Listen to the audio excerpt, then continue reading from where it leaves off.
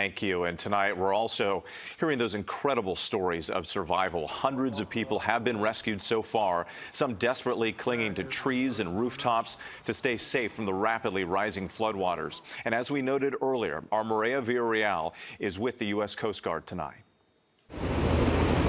Tonight, we're in the air with the U.S. Coast Guard as they aid in the rescue efforts in central Texas.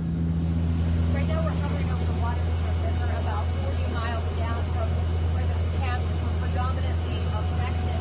This is where a lot of the debris has built up in this area. The search made even more difficult by the dense forest below. Talk about the importance of the technology on this particular plane that maybe differs from what we're seeing out there. We got a FLIR camera on the front of the aircraft. You can see back there, it's that little black ball turret up there. But it is a very good camera that we have, and it's also an infrared camera, so we can find heat signatures. More than 400 first responders from 20 different agencies helping rescue nearly 1,000 people since Friday. Juliet Weldon and her husband were two of them, swept away by the floodwaters. We came out and it was already raging. They held on to branches as they called 911 for help. What's been the hardest for you? You're calling for help and there's nobody. Where are they? Crews eventually reached Juliet and her husband, pulling them to safety.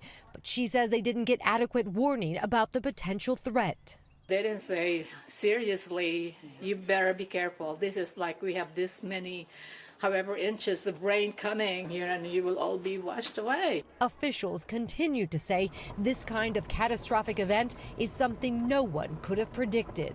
The moment in time when they knew the magnitude of the water, it's a difficult decision whether or not to begin evacuating people or not, because if you have a warning telling everybody to evacuate, you could actually lead them to their death.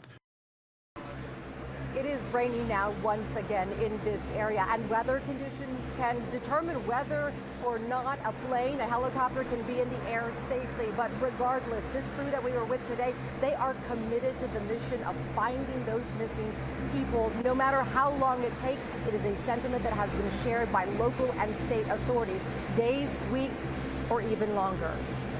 Yes, a massive operation. Maria, thank you. Let's get right to meteorologist Danny Beckstrom from our New York station, WABC. And Danny, again, you're tracking multiple threats from Texas to the southeast.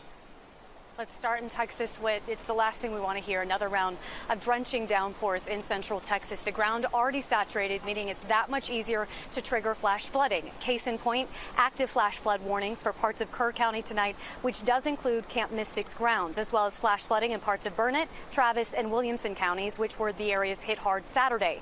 Thankfully, these storms will be shorter-lived, losing intensity after sunset. Rain chances diminished tonight with isolated storms expected Monday, but luckily a long stretch of dry weather expected for the majority of the work week.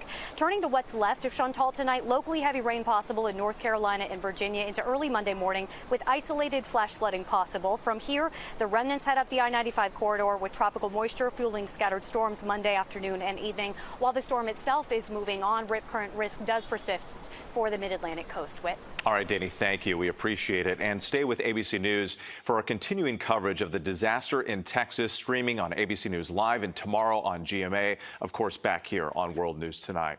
We're also following